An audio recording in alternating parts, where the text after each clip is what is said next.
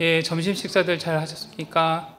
예, 지금부터 AWC 2022 부산 A홀 2일차 오후 세션의 문을 열어보도록 하겠습니다. 먼저 디지털 헬스를 주제로 새 연서님들의 강연을 진행할 생각입니다. 첫 번째 순서로 오세혁 부산대학교 의과대학교 교수님을 모시고 의료인공지능 융합인재 양성전략을 주제로 강연을 듣도록 하겠습니다.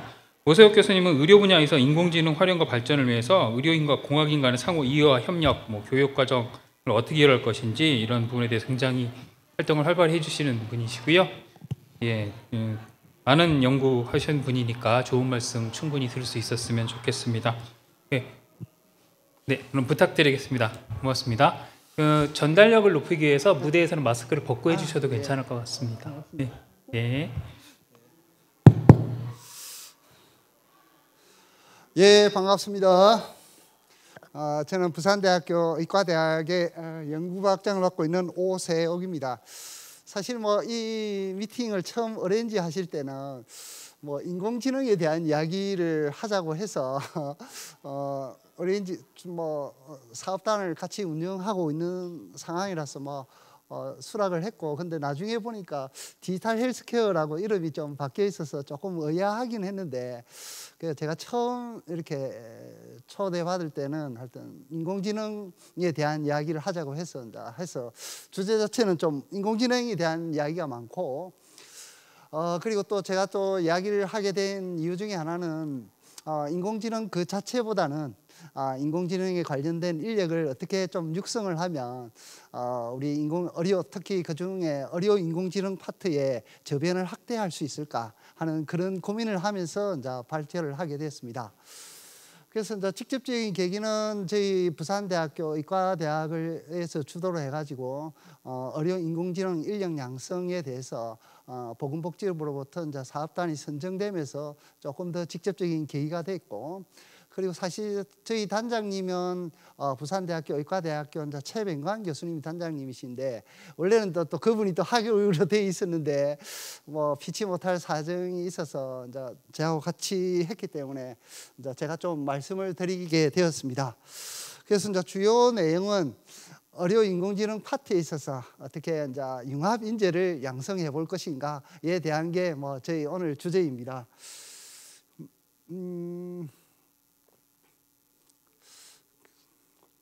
그래서 사실은 필요성은 이 자리에 오신 분들한테 굳이 말씀을 안 하셔도 될 것 같습니다. 이런 정량적인 데이터만 보더라도 충분히 필요할 것 같은데, 사실 휴먼 게놈 프로젝트가 1990년에 시작해서 2003년에 끝났거든요. 지금 거의 20년에 가까이 되면서 휴먼 게놈 프로젝트만 해도 그 엄청난 시퀀싱 데이터가 쏟아지고 있잖아요. 그걸 사람의 머리로만 다 한다는 게, 그걸 분석을 질병과의 연관성, 캔서의 연관성을 다 분석한다는 게 인간적인 능력에 한계가 있다는 생각도 많이 듭니다. 그리고 우리 휴먼 브레인에 있는 뉴런이 한 1000억 개 정도 되는데, 이게 뉴런 하나에 시냅스 하는 게 1000개 이상이 됩니다. 그걸 사람 머리로 다 분석한다. 저는 좀 불가능하다는 생각을 많이 합니다. 그리고 여러분들 잘 아시는 바와 같이 지금도 수많은 병원에서 수없는 의료 데이터가 쏟아지고 있기 때문에 그것을 활용한 어떤 인공지능 헬스케어 시장은 앞으로도 틀림없이 분명히 많이 증가할 것에 대한 거라는 건 충분할 거고, 그리고 이런 분석을 위해서 인력이 필요하다는 것은 굳이 이런 데이터가 없다 하더라도 충분히 이해할 수 있을 겁니다. 다만 제가 여기서 조금 한번 같이 고민을 해야 된다는 거는 여러분들 다 아시겠지만 우리나라의 대부분의 벤처 기업과 그리고 일단 우리 연구비나 할 때 경제력이 다 수도권 중심이잖아요.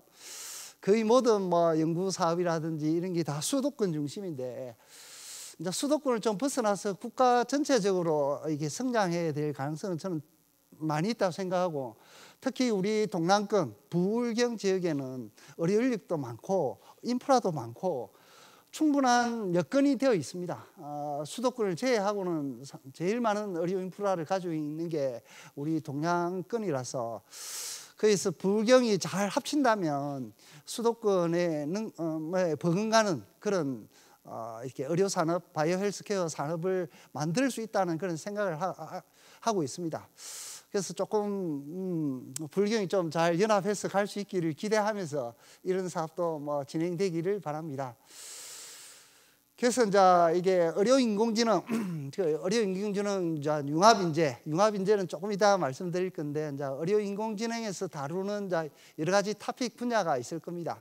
그래서 뭐 의료인공지능 하면 제일 먼저 떠오르는 게 이제 뭐 흉부 엑스레이나 아니면 CT나 MRI 이런 데에서 어떤 자동적으로 사람의 머리가 아닌 이렇게 인공지능으로서 이제 질병을 진단하는 그런 뭐 진단 파트도 있을 겁니다.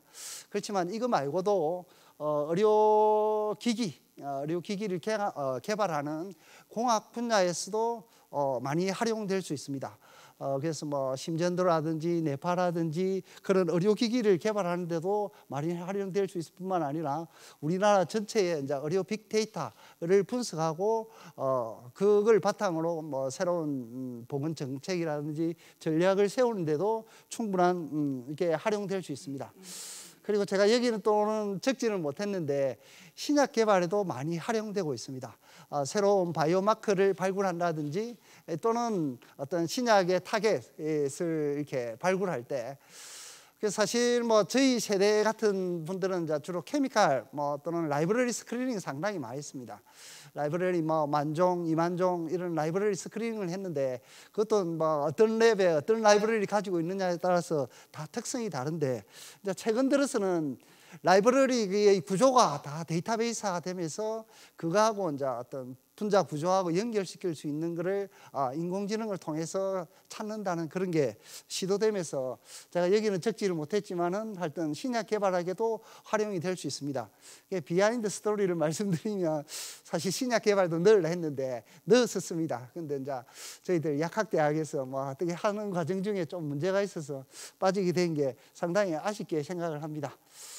그래서 이제 인재 양성에서 특히 이제 융합인재 양성이라 생각한 거는 이제 의료 인공지능이니까 사실 의료인들이 상당한 게 중요한 역할을 해야 되겠죠.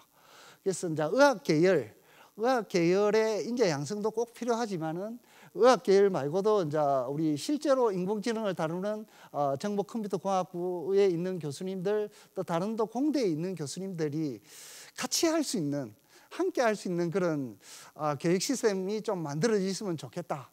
그래서 이제 뭐 조금 더 직접적으로 표현하면 의사들하고 소프트웨어 전공에 하는 사람들하고 같이 모여서 한 방에서 좀 이렇게 프로젝트를 논의할 수 있는 그런 시스템을 좀 만들자라는 생각 속에서 이렇게 의료 계열 이렇게 의대 취전, 저희들은 대학에는 또 한의학 전문대학원도 있습니다.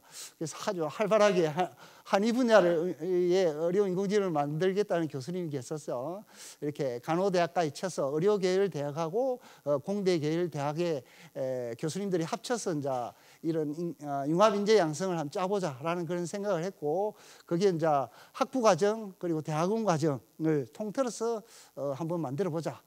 그래서 뭐 대학번에는 이제 이게 임상 데이터도 많고 다행히 우리 딥노이드들을 비롯해서 네이버라든지 많은 우수한 업체들하고 함께 한다면 충분히 가능하지 않겠나 하는 생각을 했습니다. 그래서 이제 저희들 전략은 이 그림이 아마 제 이야기의 처음과 끝일 것 같습니다. 그래서 이제 의료계열 학생들한테는 인공지능에 대한 교육을 학부에서부터 대학원까지 쭉 연결시키자.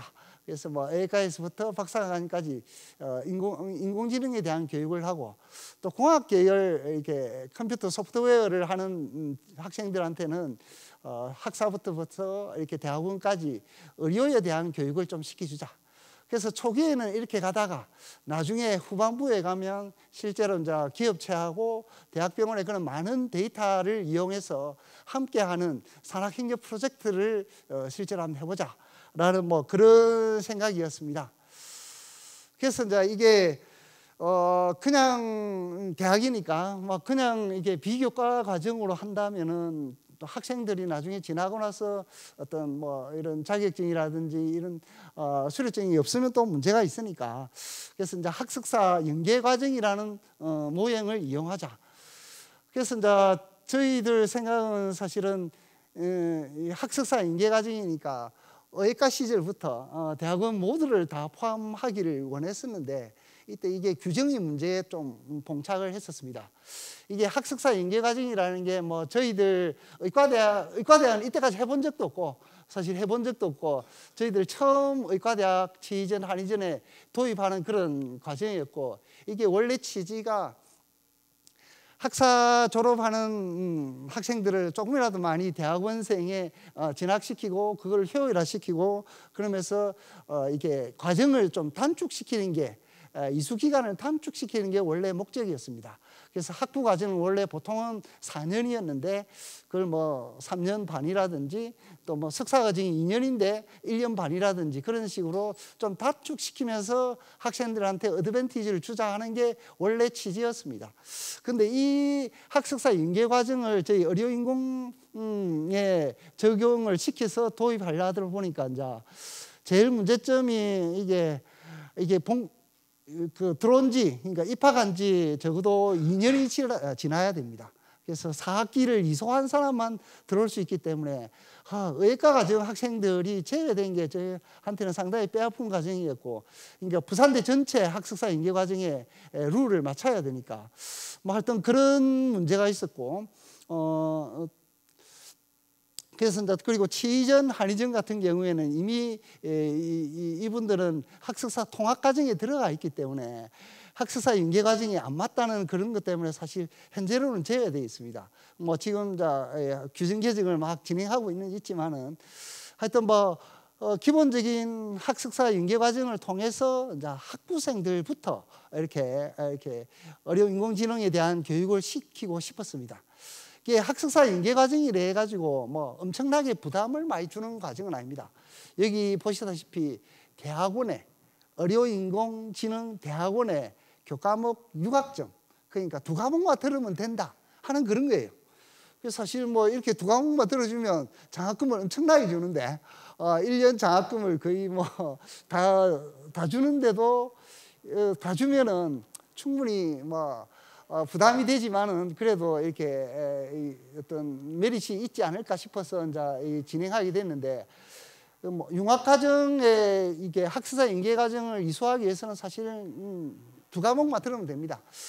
교과목 상에서는 2과목이고, 다음에 이제 여러 가지 비교과 활동을 하면은 이렇게 학습사 인계 과정을 했다는 그런 이수증도 주고, 또 졸업할 때 대학원 들어올 때 훨씬 더 이점을 가지게 됩니다.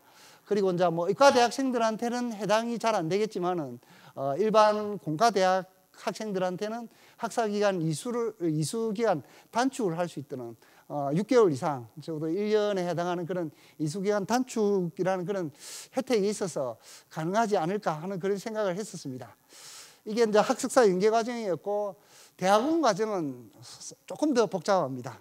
그래서 여러분들도 알다시피 보통은 일반 대학원 석사 과정이 있고 박사 과정이 있고, 요즘에는 조금 더 복잡해져 가지고 부전공도 있고 복수 전공도 있고, 그런데 이제 저희들이 택한 거는 융합 전공입니다. 이렇게 융합 전공을 할 수밖에 없었던 이유는, 이게 이제 우리는 의사들한테, 이게 의사의 계열을 가는 사람들한테 의료 인공지능을 교육을 시켜야 되는데, 의사 타이틀을 빼면 상당히 위협이 되기 때문에 그렇습니다. 예를 들어서 의료 인공지능을 의공학 협동과정처럼 만들었다 이라면 나중에 졸업할 때 예를 들어서 신경과 의사인데 신경과 타이틀을 안 줍니다. 의료 인공지능 타이틀을 줍니다. 그러면 자기들이 나중에 뭐 사실 학계에 나간다든지 크게 될 때 상당히 문제가 될 수 있겠다라는 생각이 들었습니다. 그래서 사실은 협동과정으로 할 수도 없었고, 그래서 이제 융합전공을 할 수밖에 없었습니다. 융합전공을 할 수밖에 없는데, 융합전공은 이것도 약간 특이한 대학원 모형인데, 기존에 있는 대학원을 그대로 유지합니다. 예를 들어서 뭐 의학과 같은 경우에 일반 대학원 의학과가 그대로 있어요. 그대로 있고, 공대 같은 경우에도 원래 자기 전공을 그대로 가지고 있습니다. 인공지능 전공 그대로 가지고 있다가 요 학과에, 요 전공에 들어온 신입생을 대상으로 자기가 의료 인공지능에 관심이 있는 학생을 따로 모읍니다. 그러니까 사실은 융합 전공은 별도의 TO를 가지고 있지 않습니다. 별도의 TO를 가지고 있지 않고 기존에 있는 이런 대학원 학과에서 신입생들 중에서 관심이 있는 학생들을 대상으로 융합전공, 의료인공 융합전공을 신입생들을 모집을 해요. 그래서 이제 그 학생들을 대상으로 이제 의료인공지능 융합전공 교과목을 교육을 합니다. 근데 이제 이 기본적으로 뭐 일반 대학원 신경과 전공에 들어왔으면 자기의 전공 과목이 있을 거 아닙니까? 그 전공 과목을 한 50%까지는 인정해 준다는 거죠. 인정해 주고 그다음에 융합전공, 의료인공지능은 융합전공 50%를 인정해 주고 그래서 이제 절반 정도를 이렇게 섞게 되면은 섞어 가지고 융합전공을 이수하게 됩니다. 그래서 이제 예를 들어서 이제 의학과에 뭐 신경과 전공이다, 아니면 영상의학과 전공이다. 자기가 석사 과정을 졸업하려면 24학점이 필요한데 그 중에서 12학점은 원래 영상의학과 자기 과에서 12학점을 이수하고 나머지 12학점은 의료인공지능에서 제시하는 그런 교육 과정에서 12학점을 이수하게 되는 거죠. 그래서 이렇게 섞어가지고 하면은 자기 원래 전공을 그대로 살리면서 의료인공지능에 대한 교육을 받게 되니까 보다 뭐 어떤 융합 인재 양성하는데 적합하리라 생각을 했었습니다. 다만 이제 이렇게 함에도 불구하고 이제 특히 이제 의료 계열 학생의 경우 같은 경우에는 수련 과정 중에 이제 이런 의료 인공지능에 대한 순수한 인공지능에 대한 교과목을 얼마나 이수할 수 있을까에 대한 두려움은 사실은 있었고 거기 현실로 드러나기는 했었습니다. 그래서 이런 융합전공의 모형만 해도 뭐 사실 부산대학교 규정에는 복잡해요. 1, 2, 3 이래가지고 복잡한데 뭐 이거는 다 생략하기라고 했던 저희들은 이수모형 1을 해가지고 한 50% 섞어서 하는 그런 융합전공의 행태를 띠게 했습니다. 그래서 이제 대학원은 융합전공, 그다음에 학사는 학석사 인계과정이라는 어떤 교육과정 시스템을 도입해가지고 융합전공 이렇게 인재 양성을 하는데 제일 마지막에는 이렇게 산업행력 프로젝트를 통해서 이런 기업체와 공대 계열, 의료 계열 학생들이 함께 할 수 있는 그런 프로젝트를 만들려고 했습니다. 그래서 이제 제가 이게 진단 관련되는 교수님들, 의공학 하시는 분들, 보건의료 빅데이터 관련되는 교수님들한테 다 의뢰해가지고 이제 적절한 교과목을 다 제안을 받았습니다. 받아서 이제 이렇게 교과목은 많이 생성을 했었습니다. 그리고 융합 교육 같은 경우에서도 이제 흉부 영상 인공과 지능이라든지 많은 새로운 교과목을 만들겠다고 이렇게 계획을 하고 있습니다. 그래서 예를 들어서 이제 마지막에 산학협력 교육 과정에 흉부 영상 인공지능이다. 그러려면 흉부 영상을 전공하는 전공의하고 아니면 영상 데이터를 처리하는 우리 그 공학 계열 대학원생들이 함께 할 수 있는 그런 프로젝트를 마지막에 하고 싶다는 거죠. 그럼 의료인 같은 경우에는 그 전에 학부 과정에 컴퓨팅 사고라든지 아니면 기초 프로그래밍 같은 교육을 받고 그다음에 인공지능 개론 같은 교육을 받은 다음에 영상 데이터 처리 같은 이런 사전 교육을 미리 좀 받았으면 좋겠다는 거죠. 그다음에 컴퓨터 하시는 분들은 인체 구조와 기능, 뭐 질병 같은 것도 대략적으로 좀 이해를 해 주시고 의학 용어에 대한 것도 어느 정도 이해를 해가지고 요게 된 속에서 대학원에 진행하면 흉부에 대해서 조금 더 스페시픽하게 그 구조와 질환에 대한 게 대해서 어느 정도 사전 교육이 되면 그래서 나중에 졸업할 무렵에 흉부 영상 인공지능 교육과 실습을 하면 좀 제대로 된 그런 이게 재미있는 실습 과정이 되지 않을까 하는 게 이제 기본적인 생각이었습니다. 이게 한 이거젠플이었고 의료기기도 마찬가지였습니다. 뭐 수면 헬스케어라든지 치매 진단기기 같은 이걸 전문적으로 하시는 분들에서 이제 이런 걸 좀 하면 안 되겠나 하는 생각을 했었고 또 보건의료 빅데이터 부분도 이거는 조금 차원이 좀 다른 이야기를 합니다. 이제 우리나라 전체의 보건 빅데이터 실습 같은 거를 이제 같이 하려고 하시는 분들이 모여서 이렇게 나름대로 교육 과정을 지금 나름대로 세워놨습니다.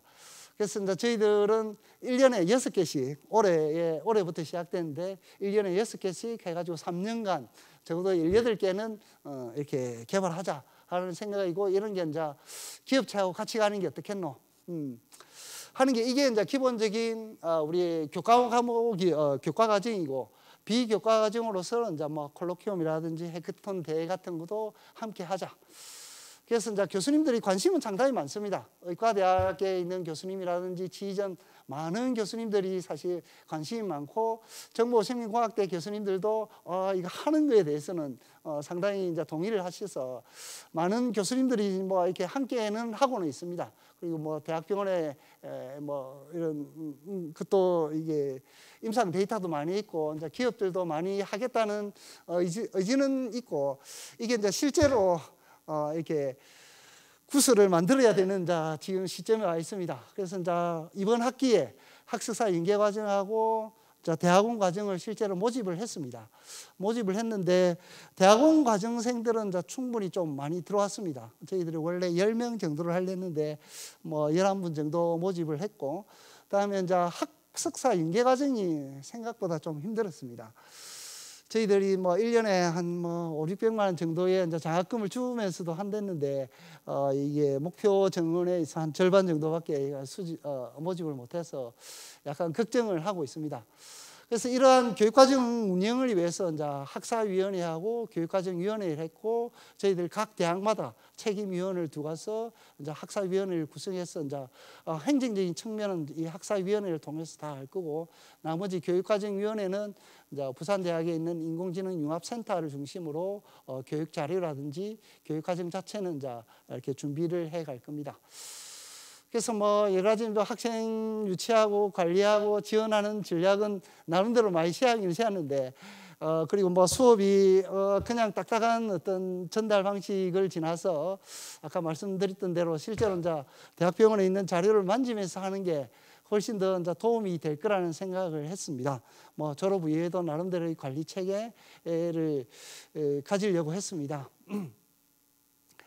근데 하여튼 마지막으로 제가 좀 여러 이렇게 융합인재를 양성하려고 하면서 이제 고민되는 점을 조금 말씀을 드리고, 혹시 이 자리에서 뭐 여러 참여하시는 분들한테 건의를 좀 받고 싶은 그런 이야기들 중에 이제 하여튼 규정 개정이 관련되는 게 아직도 풀어야 될 숙제가 상당히 많습니다. 아까 의예과 문제라든지 뭐 또 전문대학생원생들의 문제라든지 뭐 이런 거는 저희들 내부에서 지금 규정 개정 작업을 한참 진행하고 있습니다. 그 다음에 이제 교육과정 개발에 있어서 요게 이제 문제인데, 그래서 이제 의료계열 학생들한테 어느 정도 수준까지 이제 들어갈 건가. 그래서 이제 교수님들 간에 그래도 이제 아무리 의사라도 어느 정도 코딩이라든지 프로그래밍 능력이 필요하다. 그래서 아주 강하게 주장하시는 분도 있고, 그 의사들이 그까지 할 수 있겠나 라고 해가지고 아주 슈퍼피셜하게 한 레벨이라도 하는 게 안 좋겠나 하는 정도. 그리고 이제 이 관심 유도를 어떻게 할 것인가. 이제 특히 이제 의대 같은 경우에는 의사 국가고시가 있는 상황에서 이런 의료 인공지능에 대한 교육이 얼마큼 잘 될 것인가. 사실 이번 교육생 모집에서도 이게 특히 의과대학 계열의 학생들의 지원이 상당히 저조했던 게 맞습니다. 그래서 이제 그 부분을 극복해야 되는 게 상당히 좀 고민에 있고, 또 비의료 계열 학생들도 사실 의료에 대한 부담감이 많아서 얼마큼 지원할까에 대한 고민도 좀 많이 있습니다. 그래서 뭐 대학원생들은 그래도 좀 다행인데, 학부 학생들 중에 상당히 이제 일부만 이렇게 관심을 가져서 약간의 좀 고민을 많이 하고 있는 파트이기는 합니다. 그다음에 이제 뭐 기업체에서 얼마큼 필요한 인재가 이제 이 과정을 통해서 교육대에 나올 것인가, 뭐 이런 교육 과정에서 기업체가 어떤 역할을 할 것인가에 대한 거. 그리고 이제 또 제일 마지막에 이게 상당히 이제 고민인데, 교육 과정 중에 이제 결국 병원의 데이터를 써야 되는데, 이게 병원에서 지금 협조가 뭐 그렇게 원활하고 있지는 못합니다. 그래서 이제 그 비식별하는 거, 보완하는 거를 병원의 전산실하고 지금 상당한 게 디스커션을 하고 있는데, 이런 부분이 잘 되지 못하면 아까 저희들이 생각했던 진짜 병원의 임상 데이터를 학생 교육에 응용하는 게 그래는 쉽지는 않을 것 같다는 생각을 하는데, 이런 분야에서 이제 저희들 기업체라든지 기존 전문가들의 이렇게 도움이 많이 필요할 것 같습니다. 그래서 이런 것들이 제가 현재 의료 분야의 학생 교육에 있어서 어떻게 인공지능을 퍼뜨릴 건가 하는가에 대한 고민을 하고 있는 주제들입니다. 그래서 이상으로 제가 하고 있던 것에 대해서 간략하게 말씀드렸습니다. 경청해 주시고 고맙습니다. 네, 정말 현장에서 많은 학생 교육해 주신 전문가분의 많은 경험이 담긴 말씀이었습니다. 하고 싶은 얘기가 많으신 것 같은데요. 좀 이따 패널 토론 시간이 있으니까 마저 부탁드리겠습니다. 이어지는 시간으로 학계 말씀을 해주셨으니까 기업의 말씀을 안 들어볼 수가 없겠죠. 최우식 딥노이드 대표님 연단으로 모시겠습니다. 딥노이드는 우리나라 의료 분야 인공지능 연구에 앞서 있는 기업체 중에 한 곳이고요. 미래 의료 환경 변화라는 주제로 20분 동안 강연 진행해 주시겠습니다. 안녕하십니까. 딥노이드 최우식입니다. 옆에 재미난 강좌가 있는데 이렇게 또 와주셔가지고 너무 감사드리고요. 제가 오늘 할 이야기는 기술적인 얘기보다는 그냥 사람의 삶의 방식이 바뀜에 따라서 어떻게 이 소비하고 그다음에 부가가치가 만들어지고 하는 측면에서 좀 그쪽에 관점을 맞춰봤습니다. 그래서 재밌게 들어주시고요. 짧게 끝내도록 하겠습니다. 시간과 공간은 같이 붙어 있다고 합니다. 그래서 시공간이라는 이야기가 있고요. 어떤 변화가 생기면 반드시 새로운 공간이 만들어집니다. 이 기술이 발전하게 되면 이제 사람의 삶의 방식이 바뀌고 이런 삶의 방식을 통해 가지고 또 새로운 공간이 만들어지고 이게 계속 반복되는 게 인류의 어떤 발전 변천사인 것 같습니다. 그래서 최근 한 30년 동안 그동안 인류가 경험하지 못하는 그런 발전이 이루어졌고요. 그 발전이라는 거는 현실에서 가상 공간으로 넘어가는 걸로 저는 이렇게 정의를 하고 싶습니다. 그래서 예를 들면은 자동차라든가 그다음에 금융이라든가 굉장히 보수적인 부분이거든요. 내 자산과 내 생명 이런 것들이 핀테크 그다음에 전기차 자율주행으로 가고 있고, 그리고 전통적으로 우리가 이 삶에서 그냥 쓰던 것, 그러니까 생활하던 것들 먹는 거 그다음에 부동산 거래 이렇게 이동수다 이런 것들이 다 어떤 플랫폼에 의해서 변화가 있습니다. 그래서 오프라인에 있는 것들이 온라인과 연결이 되고 이렇게 플랫폼화되면서 새로운 어떤 공간을 만들어내고 있는 것 같습니다. 그러면 이런 기술의 발전이 의료에는 어떤 변화가 있을까에 대한 좀 생각을 안 할 수 없지 않나라는 생각을 하게 됐습니다. 여기 보시면은 잘 보이실지 모르겠는데 BC 1000년부터 산업혁명이 일어나기 약 3000년 동안 삶의 변화는 거의 없었습니다. 그러다가 이 산업혁명을 지나면서 이 삶의 변화가 굉장히 드라마틱하게 있었고요. 요것은 이 그림을 보시면은 뉴욕 15번가의 1900년도의 사진하고 약 13년 후의 사진입니다. 1900년도에는 이게 다 마차이고요. 13년 후에는 다 자동차로 바뀌어버렸습니다. 이게 우리가 세상이 천천히 바뀌는 것 같지만 어떤 특정 트레시홀드를 지나게 되면 급속하게 변하고 있고요. 그리고 전통적인 제조 절대 강자인 GM, 나온 지 얼마 안 된 테슬라, 그다음에 우버, 시총이 거의 10배 정도 차이가 납니다. 그리고 아주 보완적인 이런 금융도 인터넷 뱅크에 의해서 지금 빠르게 대체가 되고 있고, 은행이 파업을 해도 일반인들은 별로 불편을 못 느낀다고 합니다. 대부분 온라인에서 이루어지기 때문에요. 그리고 이렇게 우리가 생활하는데 반드시 필요한 어떤 먹는 거, 그다음에 이런 자산 거래 이런 것들이 다 플랫폼화 되고 있습니다. 그러면 이 변화라는 거는 어쩔 때는 느리고 어쩔 때는 굉장히 빠르게 일어나는데, 이 변화의 속도는 저는 제 나름대로 정의를 해보면 얼마나 활발히 서로 교류하느냐에 따라서 이 변화의 속도가 빨라질 수도 있고 굉장히 이제 멈춰 있을 수도 있다고 저는 생각을 합니다. 예전에는 이 변화라는 거는 결국 이렇게 서로 소통을 하는 건데 물적, 인적 자원이 직접 왔다 갔다 하면서 소통을 했었습니다. 그러다 보니까 굉장히 느리고 비용이 많이 들고 제한적으로 이루어졌다면 지금의 변화는 온라인에서 데이터로 이루어집니다. 그래서 비용이 거의 안 들고요. 그 다음에 실시간으로 이루어지고 있고요. 그 다음에 대량으로 발생합니다. 그리고 굉장히 많은 다수가 참여하고 있고요. 그러면 이런 가상 공간에서의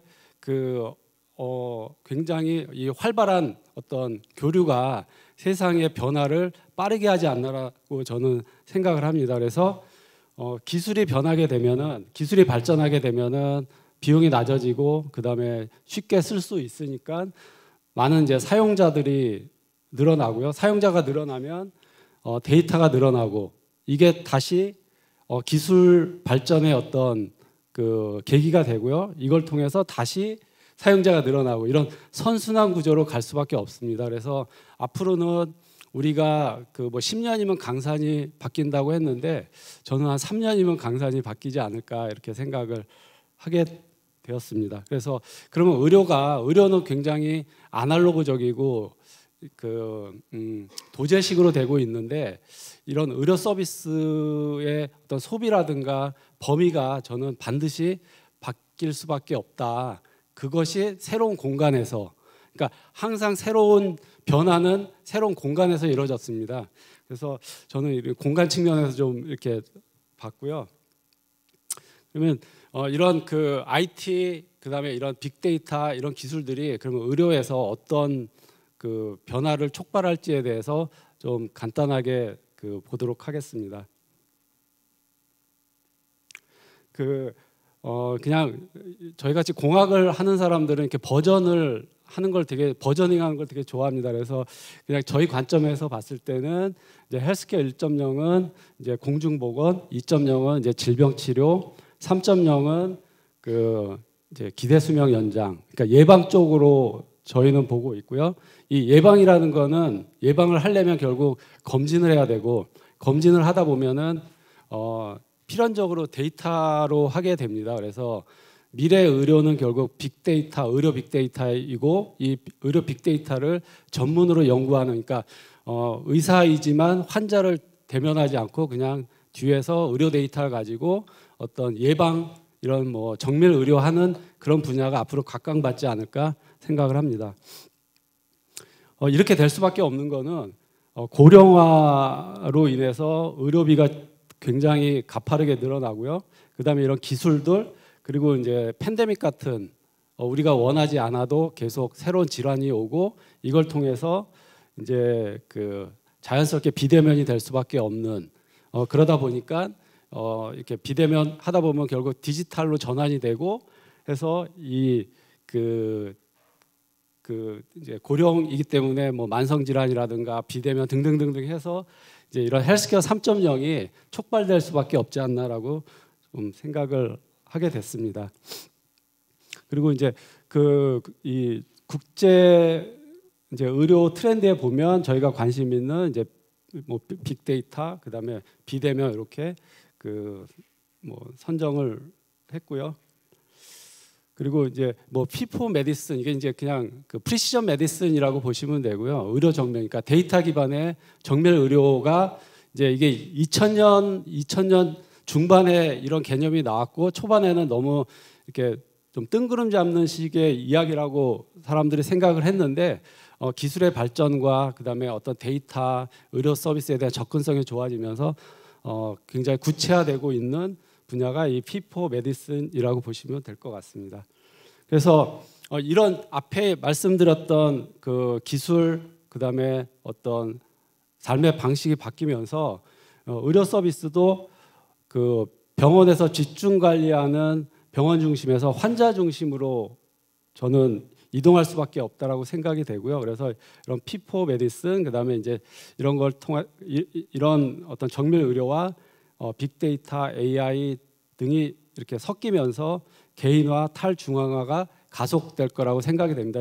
이 탈중앙화라는 거 결국 이제 병원 중심에서 환자 중심으로 가는 거고, 그다음에 의료 서비스가 헬스케어로 확장이 되면서 더 많은 범위에 이제 넓어진다고 저는 생각을 했습니다.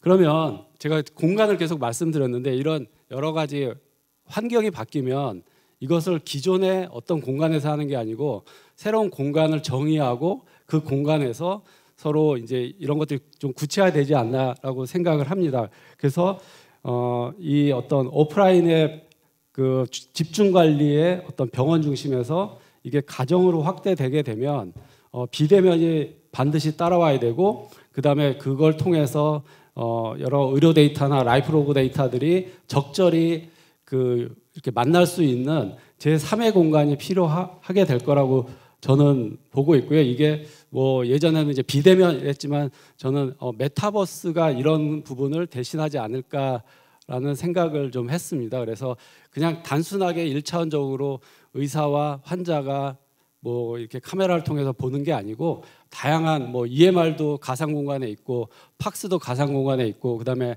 이 사람의 라이프 로그 데이터도 가상 공간에 이런 것들이 다 섞여 가지고 그 차별화된 서비스가 진행이 돼야 된다고 생각을 합니다. 그래서 이 새로운 공간에 이 병원에서의 어떤 기회와 그다음에 이런 IT 베이스의 어떤 기업에서 기회가 함께 나오지 않을까 생각이 되고 앞으로 필요한 인재는 의료와 이런 IT가 같이 겸비된 그런 인재가 필요하지 않을까 생각을 합니다.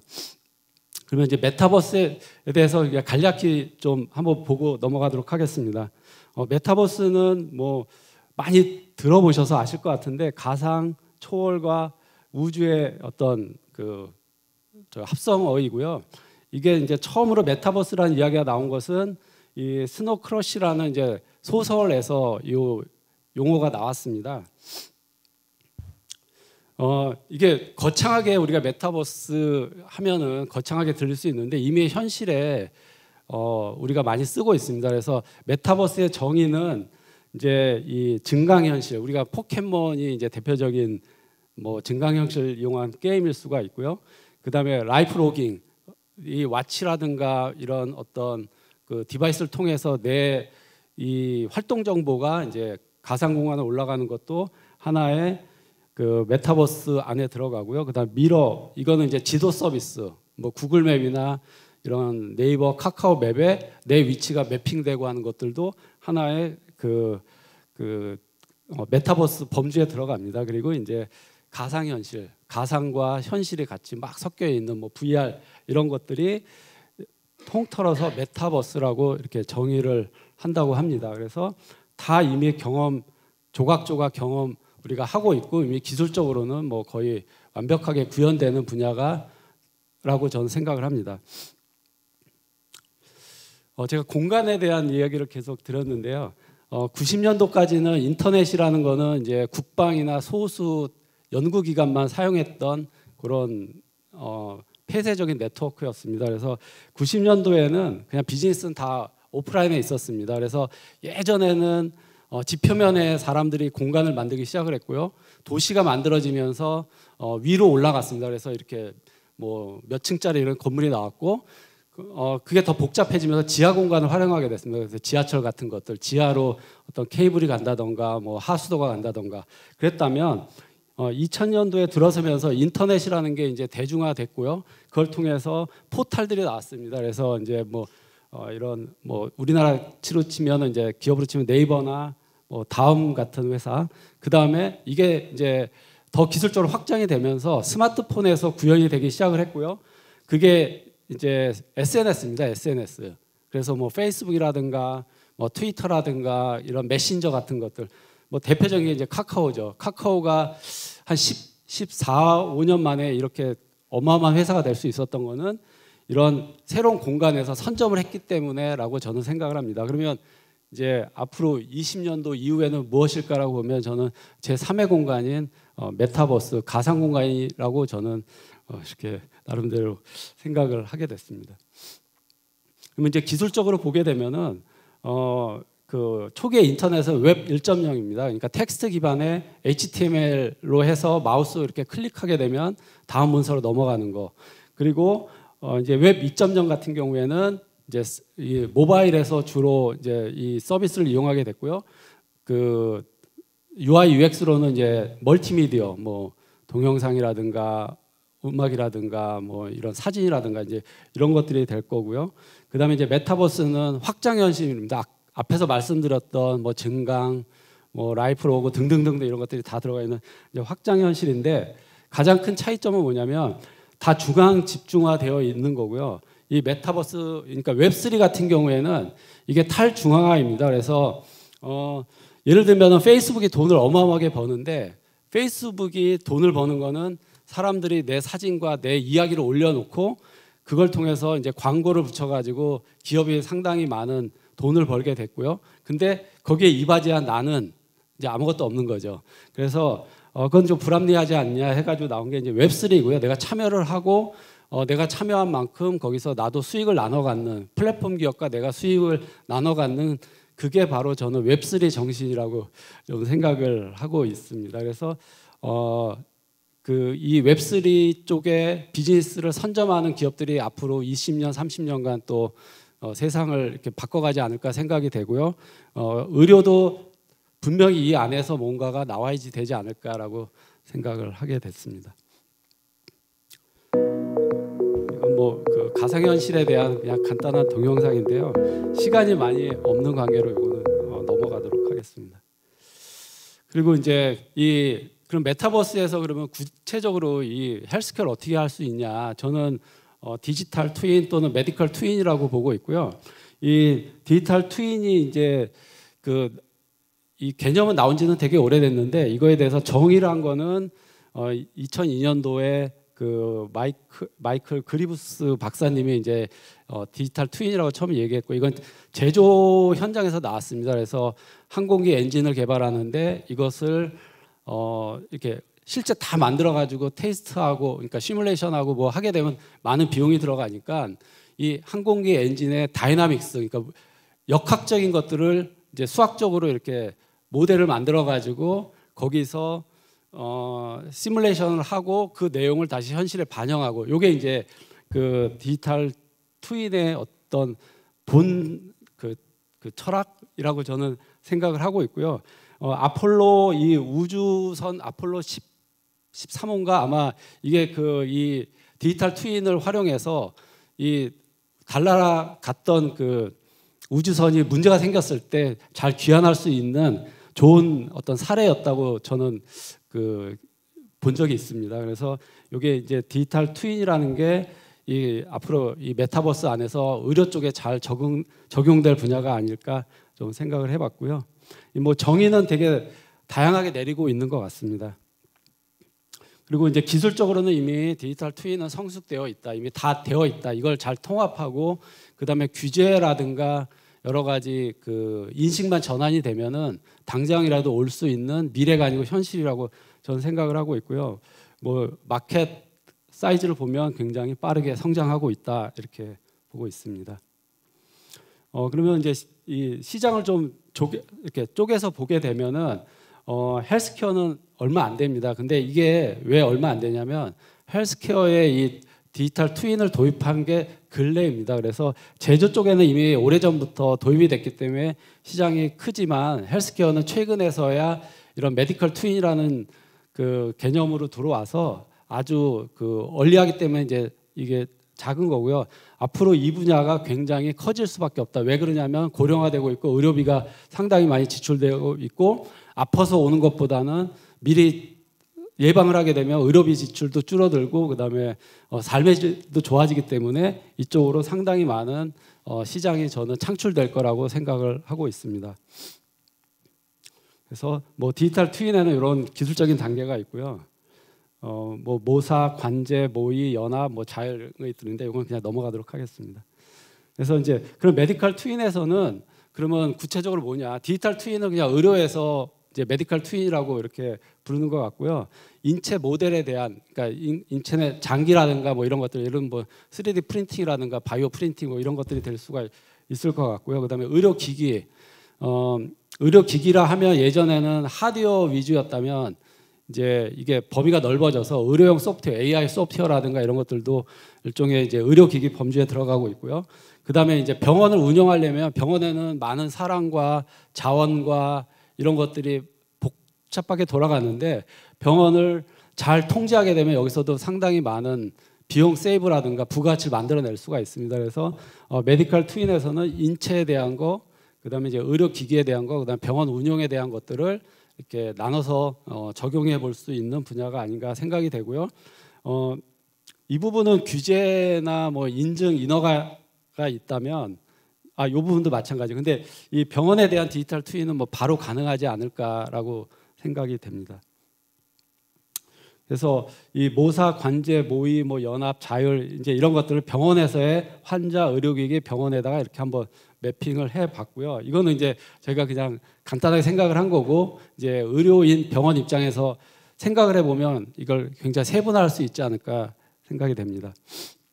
그리고 실제로 이제 이런 디지털 트윈이 그러니까 메디컬 트윈이 이런 적용된 사례, 이제 장기에 대한 거, 그 다음에 그 의사 선생님들 교육과 관련된 것들, 최근에 그 이제 로봇이나 복강경 이런 수술이 도입이 되면서 전공의 선생님들이 그 과정을 끝나는 동안 실제 수술을 한 번도 안 하고 나가는 선생님도 있다라는 얘기를 제가 들은 것 같습니다. 그래서 그럴 때 이런 가상 공간에서 뭐 가상 수술을 한다던가 이제 이런 것들 경험하면서 어떤 교육용으로도 쓰일 수가 있고요.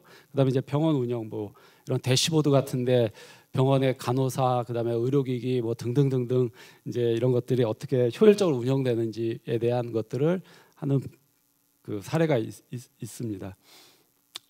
예, 그리고 뭐 존스 홉킨스에서 이런 실제 증강 현실을, 그러니까 서지컬 내비게이션이죠. 그러니까 수술하기 전에 그 CT나 MR 가지고 인체 모델을 그 환자에 대한 모델을 모델링하고 실제 개복 수술했을 때 이 그 이미지하고 그다음에 이 개복한 상황 그 환자 그 상황하고 이걸 매핑시키면서 이제 수술에서의 어떤 그 예측하지 못한 상황들을 미연에 예방할 수 있는 그런 분야입니다. 그리고 뭐 이런 사례들이 있고요. 그래서 이제 그 이 메디컬 트윈을 이렇게 적용한 뭐 시간 관계상 좀 빨리빨리 넘어가도록 하겠습니다. 그래서 이 병원 쪽에서 이 메타버스를 활용하게 되면 환자가 병원에 오기 전에 미리 알아야 될 정보, 그러니까 홈페이지가 있지만 홈페이지는 일방적인 정보인 거고, 이것을 메디컬 그 메타버스에다 하게 되면 뭐 챗봇이라든가 그다음에 의사 선생님의 아바타라든가 통해서 미리 그 사전에 내가 원하는 정보, 그다음에 내가 무엇을 준비해 갖고 가야 되는지를 알 수가 있고요. 그다음에 이제 뭐 예약 환자, 그다음에 예약이 아니고 바로 방문, 예약이 안 된 상태에서 방문했을 때 여러 가지 병원에 대한 정보를 사전에 이제 그 확인하고 가게 되면 이런 그 시간, 기다리는 시간과 그다음에 뭐 시행착오 왔다 갔다 하는 그런 시간들을 많이 줄일 수 있고, 병원 입장에서 혼잡도가 떨어지니까 환자의 만족도가 올라가고 그다음에 회전율이 좋아지니까 더 많은 환자를 볼 수 있고 뭐 그렇게 되지 않을까 생각이 됩니다. 이거는 이제 중앙대학교 이제 광명병원 저희가 개원할 때 한번 시범 서비스로 해 본 거고요.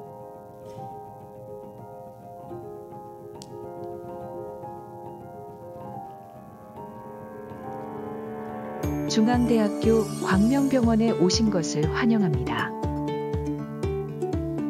실제 그 중앙대학교 광명병원 그 도면을 가지고 이게 저희가 그 렌더링 해가지고 이제 그 로비에서의 어떤 내비게이션 투어 뭐 이런 것들을 한번 만들어봤습니다.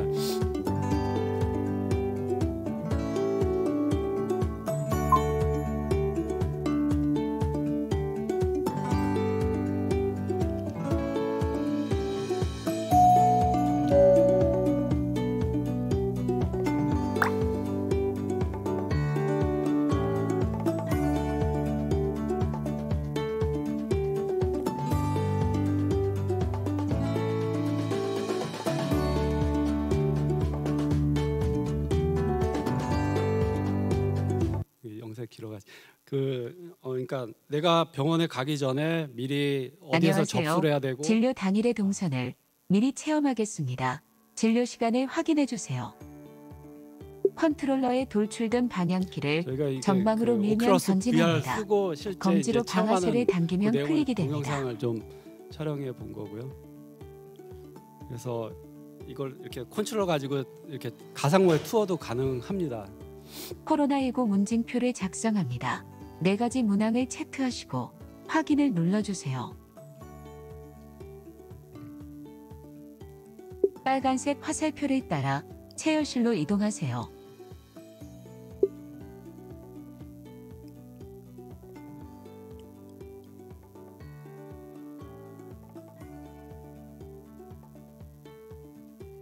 이것도 넘어가도록 하겠습니다. 그래서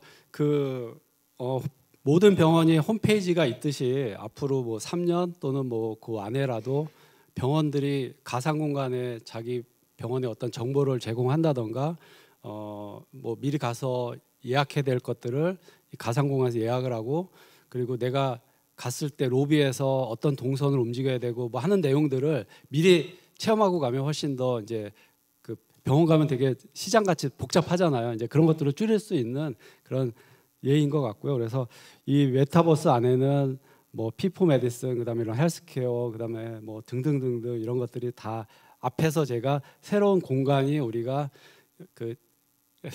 예, 하여튼 이렇게 될 것 같습니다. 그래서 아마 자유롭게 상상을 해보시면 다 저랑 비슷한 생각을 하시지 않을까 생각이 되고요. 내용이 되게 많은데 그냥 여기서 끊도록 하겠습니다.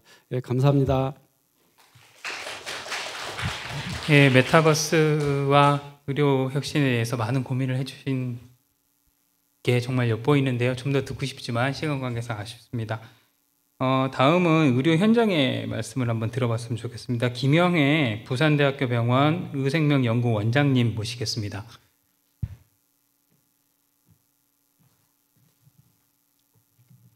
시작하면 됩니까? 네.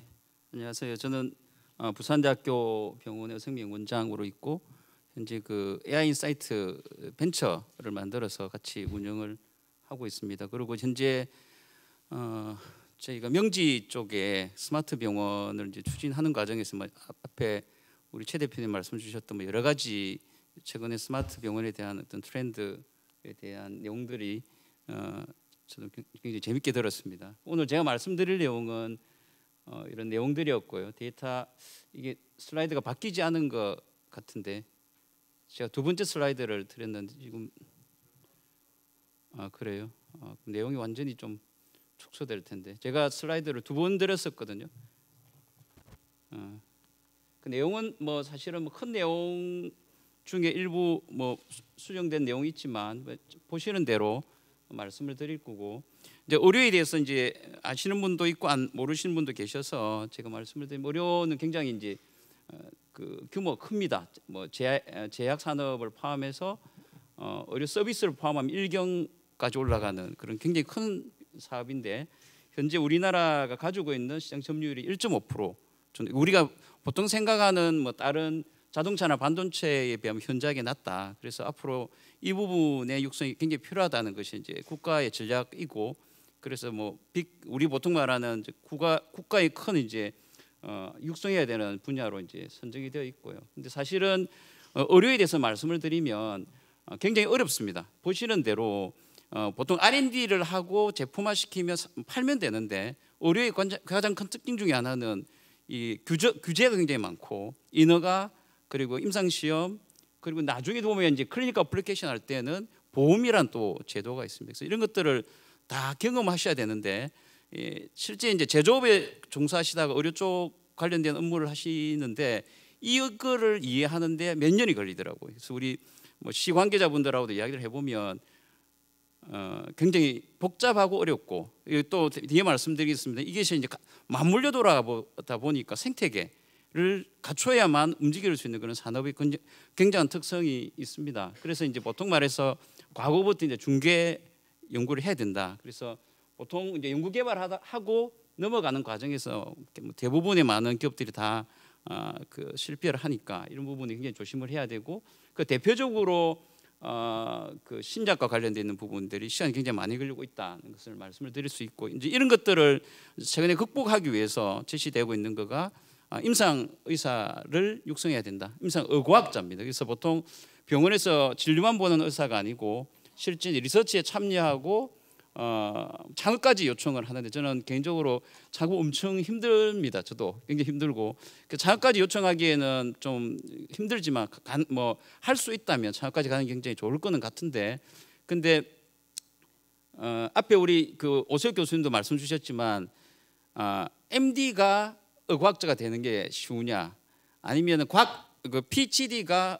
의사의 일을 배워서 하는 게 쉬우냐 굉장히 어려운데 저는 두 개가 이제 같이 협업해야 된다. MD, PhD의 협업 모델을 만드는 게 훨씬 빠른 게 아닌가. 그래서 사실 저희 병원에도 PhD 분들이 한 15분 정도 들어와 계세요. 그래서 대부분 이제 MD들은 MD들의 역할이 굉장히 많기 때문에 진료 영역이 굉장히 크거든요. 그런 거 어쩔 수 없이 해야 되는 부분이고, 그다음에 PhD는 PhD들 나름대로 또 연구를 해야 되는 부분이 있기 때문에 이걸 어떻게 잘 융합시키는 거가 제가 생각할 때는 훨씬 중요하다는 생각을 가지고 있습니다. 근데 제가 이제 두 가지 제가 지금까지 생활하면서 가장 좀 임팩이 강했던 게 보시는 대로 2016년 이세돌 이게 여러분들 다 느껴졌겠지만 제가 이제 2005년도에 의료정보학 박사과정을 하면서 우리 선생님이 자기가 이제 뉴럴 네트워크를 전공을 했는데 이건 세상에 안 될 거야라고 말씀을 하시더라고요. 근데 이걸 보고 제가 깜짝 놀랐죠. 그래서 이 놀랬던 것은 의료인만 놀란 게 아니고 보통 일반인들도 다 놀란 거죠. 그래서 과연 컴퓨터가 환자를 진료하는데 직접적으로 관여할 수도 있겠다, 더 잘할 수도 있겠다라는 것을 한번 임팩을 준 것 같고 그 뒤에 나온 게 이제 IBM 왓슨이었거든요. 그런 것들이 그런 과정이 없었으면 받아들이기가 굉장히 어려웠을 텐데 한 번의 과정을 통해서 좀 과정을 거친 것 같고요. 두 번째는 이게 배우인데 이 사람은 뭐냐면 선제적으로 유방과 자궁을 절제했던 사람입니다. 그래서 사실 저도 참 놀랐죠. 병이 없는 상태에서 유전자의 그 예측에 근거해서 시술을 했기 때문에 그럼 이게 우리가 보통 말하는 예방의학 아니면 프리시전 메디슨 이런 것들이 다 가능하겠구나라는 것을 알게 된 계기가 이제 이 사람이었기 때문에 중요했고, 근데 의료 현장은 사실은 생각보다 굉장히 복잡합니다. 여러분들이 상상하는 이상으로 굉장히 복잡하기 때문에 이런 것들을 좀 도와주기 위해서 사실은 과거에는 심플하게 진료가 이랬을 때는 이런 서포트가 많이 필요 없었지만 지금은 이제 이런 과정들 때문에 메디컬 에러가 굉장히 많이 발생할 수 있고 좀 더 하겠죠. 그것을 줄여주는 방법 중에 하나가 IT 기술인데 과거에는 이제 뭐 EMR 시스템이나 이런 것들이 들어와서 상당한 어떤 메디컬 에러를 많이 줄여주는 효과가 있었습니다. 근데 제가 볼 때는 앞으로는 인공지능이 이런 데도 들어오지 않을까. 메디컬 에러를 줄이고 사실은 직접적으로 수익을 창출하는 영역도 있지만 진료하는 영역에서의 발생할 수 있는 에러를 줄이는데 EMR과 같이 이제 컴바인 되어서 인공지능 보통 이미지 영상 인공지능 소프트웨어가 나오는 여러 가지 좋은 점들이 EMR 속에 녹아져서 진행되지 않을까. 그건 틀림없이 갈 것 같습니다. 그래서 그런 부분에서 도움을 많이 받아야 되고 이게 이제 다국적 기업에서 이런 것들은 생각이 시작을 한 거예요. 의료를 분석을 하고 의료에서 무슨 컴플렉시티가 있는지를 분석을 해서 자기들은 뭘 할 건가 하는 것을 최근에 이제 이야기들을 굉장히 저한테 많이 합니다. 그래서 이제 요즘 나오는 이야기는 이제 초연결 지능한데 제가 여기 마킹을 빠지게 됐는데요. 의료 현장에서는 요즘은 진단과 치료가 경계가 좀 모호해져 버렸어요. 진단과 치료가 연결되어지고 서로 상호작용을 하게 되고 과의 영역도 좀 R&D는 굉장히 그게 이미 이루어졌던 거고 진료 현장에서도 좀 모호해지는 그런 상황으로 접어드는 그런 상황입니다. 그래서 그런 것들이 이루어지게 된 계기가 좀 제가 볼 때는 이제 IT 기술 연결 사실은 이제 커넥티비티를 제가 이제 뒤에 좀 말씀을 드릴 텐데 의료가 발전하게 되면 연결하는 쪽으로 계속 나가야 된다.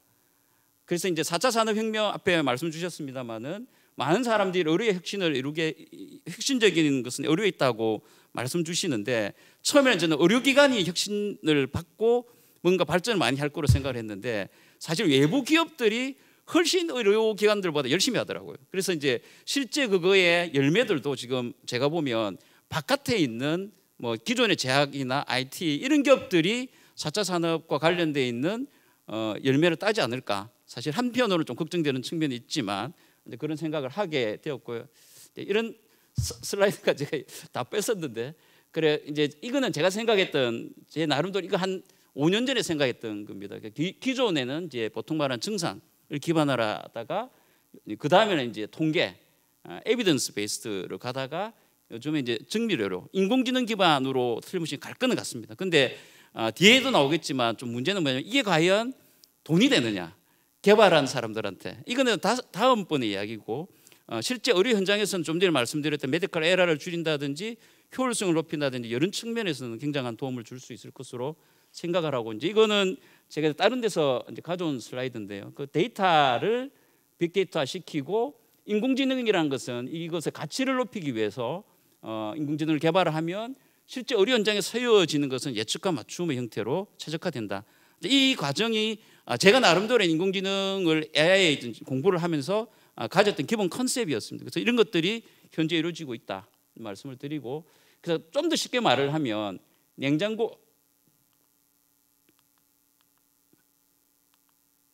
냉장고에 식재료가 있는데 레시피가 있어야만 맛있는 요리가 똑같이 되는 것 같이 의료 데이터도 이런 알고리즘을 통해서 최적화되는 과정을 거친다. 이게 이제 계속 이루어진다는 거죠. 그래서 그게 인공지능이라 저는 생각을 하고 있습니다.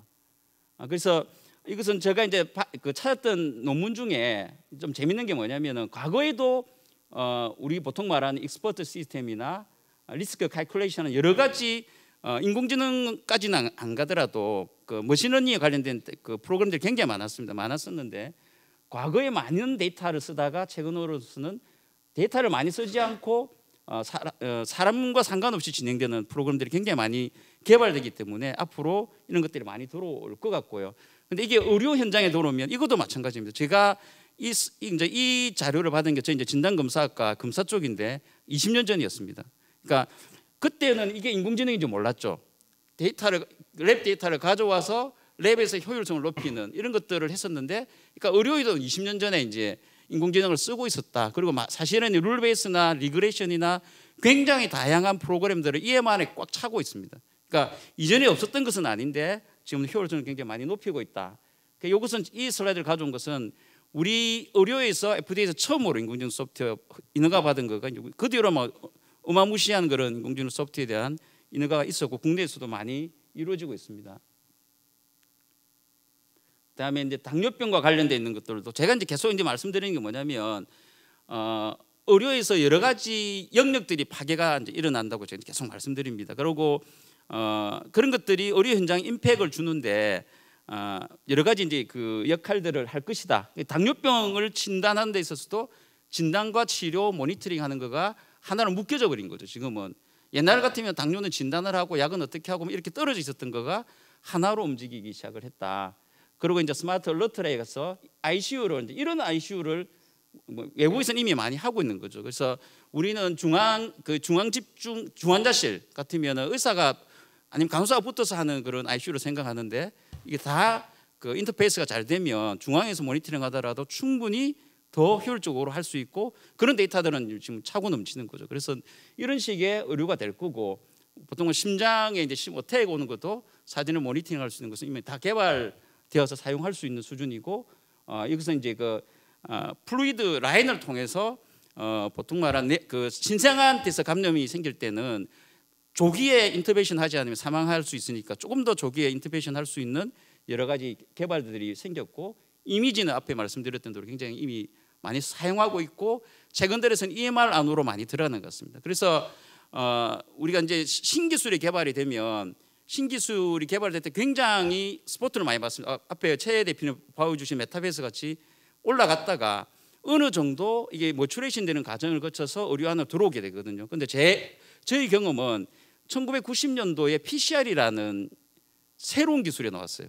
의료계는 깜짝 놀랐죠. 저도 이제 깜짝 놀래서 이 기술이 모든 의료계를 이제 집어삼킬 줄 알았는데 이것이 다시 적합화되면서 각각의 어떤 그 진단 영역으로 다 퍼졌습니다. 마찬가지로 오늘 말씀 주셨던 메타버스나 인공지능이나 뭐 클라우드나 모두 다 의료 현장 안으로 시간이 걸려서 점점 녹아 들어갈 것이다. 그래서 이것은 이제 이미지와 관련되어 있는 거고, 그래서 이제 이거 잘못 들어왔습니다. 그래서 사실은 또 하나 더 말씀드리려고 하는 거가 이제 정밀의료입니다. 앞에 말씀드렸던 대로 여러 가지를 종합을 해서 환자를 진료하는데 개별화되어 있는 치료 방법을 가지게 되는 거죠. 이렇게 해서 대표적으로 설명하는 것이 이제 폐암입니다. 폐암을 치료할 때 기존에는 그 조직학적으로 한 서너 개 구분해서 거기에 맞는 약을 선택을 했는데 요즘은 유전자 분석을 해서 그 유전자에 맞는 개별화되어 있는 별도의 치료제를 쓰면 환자의 생존율이 현저하게 올라간다 하는 거가 우리 정밀의료의 기본 개념인데 여기에다가 최근에는 면역학이 들어왔습니다. 이뮨 체크 포인트라고 해서 거기에 합당한 또 약을 컴바인하게 되면 더 치료가 좋기 때문에 기존의 항암 아니면 암 치료하는 방법이 완전히 달라져 버린 거죠. 그래서 그런 것들이 의료 현장에 들어오는 거가 저도 이제 이게 전부 다 디지털된 정보를 기반으로 해서 개발을 하고 있는 거기 때문에 그런 영역 중에 하나가 아닐까. 그래서 IBM 왓슨이 이것을 아이디어 삼아서 시작을 했죠. 근데 IBM 왓슨은 실패했습니다. 거의 실패해서 IBM 왓슨 나가고 다시 저희 쪽에서 이제 다른 어떤 그 다국적 기업에서 유사한 형태로 데이터 분석을 해서 병원 안에서 데이터를 기반으로 한 비즈니스를 하려고 많이 들어오는 상황이고요. 대표적인 게 로슈에서 나비파이라는 시스템을 통해서 이것을 좀 굉장히 좀 어찌 보면 병원에 있는 데이터를 클라우드로 끌어올려서 그 안에서 자기들이 가지고 있는 여러 가지 검사 데이터와 유전자 데이터를 묶어서 임상 데이터와 이런 것을 엮어서 사실은 IBM 왓슨이 실패했던 것 중에 하나가 로컬리제이션에 못했다는 그런 어려움도 있었지만 그거를 실제 따라갔을 때 크게 도움이 안 됐었어요. 특히 이제 암 치료는 대부분 엑스퍼트 전문가들이 하고 있기 때문에 전문가들이 하는 수준을 뛰어넘지를 못했었어요 그때. 근데 이제 여기는 그런 것들을 충분히 감안하고 나름대로 편리성을 많이 높여서 이제 제안을 하고 있기 때문에 저희들도 이제 검토하고 있는 그런 시스템이고요. 그래서 이제 제가 좀 전에 말씀드렸던 대로 그 커넥티비티 연결성이 생기게 되는데 앞으로 근데 뜻하지 못하게 병원에 연결된 거가 제약회사들이었습니다. 위에가 병원이고 아래가 제약기업입니다. 이거는 노바티스인데 병원에서 여러 가지 환자의 줄기세포를 이용을 해서 노바티스가 유전자 재배양을 통해서 치료에 들어온 그러니까 이것도 제가 볼 때 연결이거든요. 커넥티비티인데 이게 이제 우리가 보통 말하는 디지털 헬스는 가정이나 뭐 커뮤니티하고 커넥티비티는 저는 충분히 일어나야 되는데 이것은 의료기관과 그 제약회사가 연결돼 버렸어요. 연결돼 버렸는데 여기서 굉장히 좀 조심해야 될 저희들이 이제 의료계 입장에서 이게 조심스러운 게 환자의 클리닉 아웃풋이 너무 좋아요. 특히 이제 림포마나 루케미아 B셀 쪽에 굉장히 좋아서 많이 사용하게 되는데 실제 비즈니스 상에서 병원이 얻는 이득은 없어요. 그러니까 노바티스가 제가 보기엔 95% 이상 가져가고 실제 환자가 있고 환자를 관리해야 되는 병원 입장에서는 수익이 없는. 그래서 좀 이제 우리가 보통 말하는 이런 그 커넥티비티 연결을 하고 뭐 이렇게 다 좋은데 병원 입장에서는 하나의 또 어려움을 던질 수도 있겠다. 물론 환자 입장에서는 굉장히 좋습니다. 써야 되고 반드시 해야 되는 건데 이거 하려고 하면 병원에 또 요구하는 게 뭐냐면은 GMP도 요구를 해요.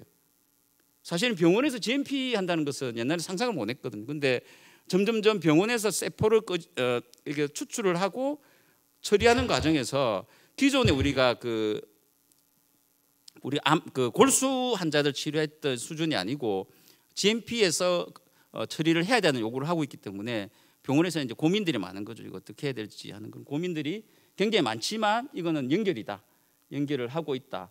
그래서 이제 이 슬라이드 뭐냐면은 이런 여러 가지 복잡한 상황이 겹치니까 임상 의사들이 이제 고민을 하는 거죠. 이것은 리얼월드 데이터를 가지고 앞으로 어떻게 할 거냐. 근데 전부 다 이제 기본적인 생각 뭐냐면 조금 더 이런 것 같다. 조금 더 개발이 필요하고 의료에 쓰려고 하면 아시는 대로 인허가도 받아야 되거든요. 그 다음에 보험도 받아야 되고 이런 모든 과정들이 환자한테 정말 안전하게 사용할 수 있을지에 대해서는 조금 더 연구를 해야 된다. 이런 취지로 논문이 나왔고 저희 이제 진단검사학과 영역에서도 뭐 용어부터 사실은 진단검사학과가 터미놀로지가 제일 쉽습니다. 그 표준화하기 제일 쉬운 영역인데도 불구하고 표준화가 안 돼요. 그래서 이런 부분들이 인공지능이 의료 안에서 이제 잘 사용되려고 하면 이런 부분들을 추가로 계속 연구를 하고 임상에서 쓸 수 있는 수준으로 버전업을 계속 시켜줘야 된다 하는 그런 말씀을 드리고 그래서 앞에 그 요구도는 굉장히 많다고 저도 이제 생각을 합니다. 근데 리얼월드에 대한 점진적 그 필요성이 있고요. 그다음에 해결해야 될 문제점도 굉장히 많은데 저는 그럼에도 불구하고 의료에서 가장 큰 글로벌 메가 트렌드는 만성 질환입니다. 그래서 만성 질환을 어떻게 관리할 것인지에 대해서 슬라이드가 몇 개 중요 슬라이드가 사실은 빠졌는데 그 글로벌 메가 트렌드인 만성 질환을 현재 병원이 다 할 수 있느냐 하기가 어렵다는 생각을 많이 합니다. 그래서 그것을 보완해주기 위한 방법 중에 하나가 스마트 병원을 도입을 해야 되고, 그래서 그 스마트 병원으로 가기에 사실 스마트 제한되고 있는 스마트 병원은 직접적인 의료에 뭐 영향을 미치겠다는 것보다는 지금 현재는 예를 들어 감염병 관리를 어떻게 할 거냐, 아니면 환자 안전을 높이기 위해서 낙상이나 욕창 관리를 어떻게 할 거냐, 이런 부가적인 내용이긴 합니다. 그래서 비대면도 있고 감염 관리도 있고 하나 이제 이런 그 글로벌 메가 트렌드인 만성 질환을 관리하기 위해서는 최종적으로 가야 될 것은 뭐냐면 커뮤니티하고 연결이거든요. 커넥티비티가 있어야 되고, 그런 것들을 하기 위해서는 최종적으로 이제 홈까지 가야 되는 거예요. 개인으로 가는 그런 과정에서 병원은 어떤 역할을 하고 무엇을 해야 될지에 대한 고민이 좀 더 필요하고, 저희도 이제 스마트 병원을 준비하면서 그런 부분을 다 이제 생각을 많이 하고 있고, 내일 아마 서울에서 그런 심포지엄이 있는데 전국에 있는 지자체와 의료기관이 폭발을 했어요. 원래는 한 300명 모으려고 했는데, 그러니까 150명 모으려고 했는데 300 몇십 명이 등록을 하는 바람에 못 듣는 의료기관과 이제 지자체가 많이 생긴 것 같더라고요. 그래서 그만큼 관심은 굉장히 많다. 그리고 앞으로 이런 부분이 여러 의료 영역에서도 활용할 가능성은 굉장히 많다. 그런데 앞에 이제 제가 제한적으로 말씀드린 이런 부분들은 해결해야 된다. 그것으로 제 강의를 마치도록 하겠습니다. 이상입니다. 네, 의료 첨단 디지털 헬스 기술을 의료 현장에 어떻게 적용할지 정말 많은 고민을 해주신 소중한 노하우를 얘기해 주신 것 같습니다. 이어지는 순서는 저희 패널 토론 순서인데요. 단상을 정리할 때까지 시간이 좀 필요합니다. 10분 정도 휴식 시간을 갖도록 하겠습니다. 잠시 후에 뵙겠습니다. 고맙습니다.